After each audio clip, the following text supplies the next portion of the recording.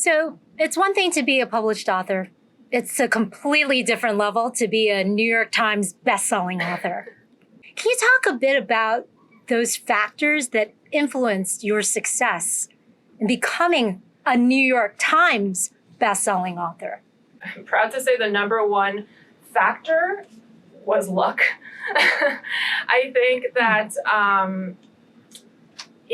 when you're transferring industries like I was doing, it's not like I was working in publishing for so long. I didn't understand how connected the world was. And I got very lucky in that I met my agent, Adriana, and we hit it off with Doubleday, and they put all of their resources behind it. And so that would be number two, is the support within your network from your agency and from your publisher. If they believe in the vision, and it's just as likely, I mean, certainly without Adriana, that my book would not have gone to Doubleday and could have landed at a publishing house that didn't quite get it, and it wouldn't have the range of resources that it did.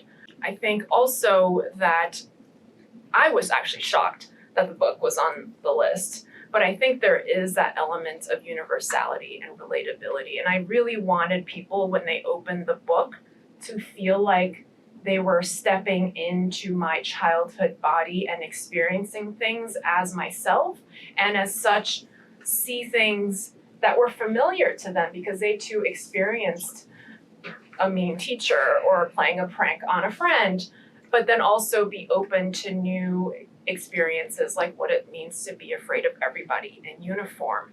And so in the outpouring of love I've gotten from readers, really humbled by those emails and messages, that is the trend that I found. People have said, oh, you gave life back to when I was a new immigrant. This was exactly how I experienced it. But there were also people who said, I never moved houses growing up, and I still relate to this because I loved Sweet Valley High and Polly Pockets, and that was a big part of my childhood. And so I think being able to tap into that and speak to the heart and people's personal memories, I think was what really allowed me, my book, to reach the audience that it did. But I that's not to say that there aren't many other Asian American books out there that deserve the same level of attention. And last, I would say that I was really fortunate in that I had a lot of time on my feet in the courtroom.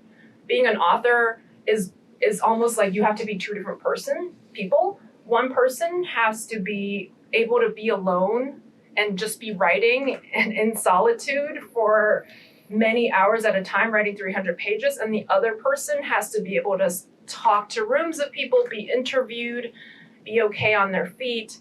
And I was fortunate that that second set of skills came to me through being a litigator and being used to being in the courtroom, and it really has served me really well.